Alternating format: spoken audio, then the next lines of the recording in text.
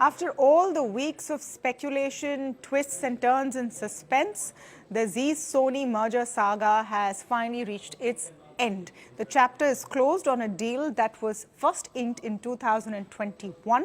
Statements have come out from Sony and from Zee confirming that the deal will no longer be going through, though of course both versions of what the problem was are very different. Let me start by what Sony is saying. So Sony in a release has said that although they were engaged in good faith discussions, they were unable to agree upon an extension post January 21st. They go on to say that after more than 2 years of negotiations, they are disappointed that closing conditions to the merger were not satisfied by the end date. So Sony, from their point of view, says that conditions for the merger were not satisfied. Now, Zee's release to the exchanges, to the Indian exchanges, is also very interesting.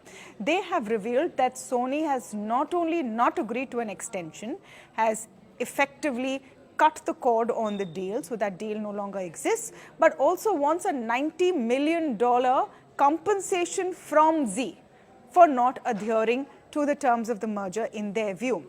Zee on its part says this is completely incorrect. They have denied all the claims from Sony. They say that during this period, despite conducting numerous deliberations in good faith, the parties failed to arrive at a consensus on the pending conditions.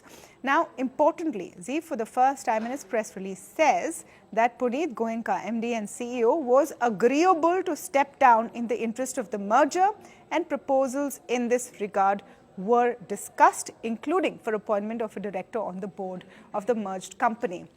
Why this is important is because this was the bone of contention.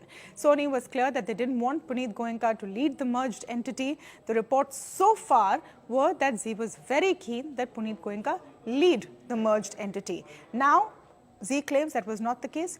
He was willing to step down. The question is, what next? Well, difficult to speculate at this point, but suffice to say, Zee in his press release has made it very clear that they will be looking at all options, including legal ones. So while this chapter of the story has ended, it's not the last we've heard of the Zee Sony tussle.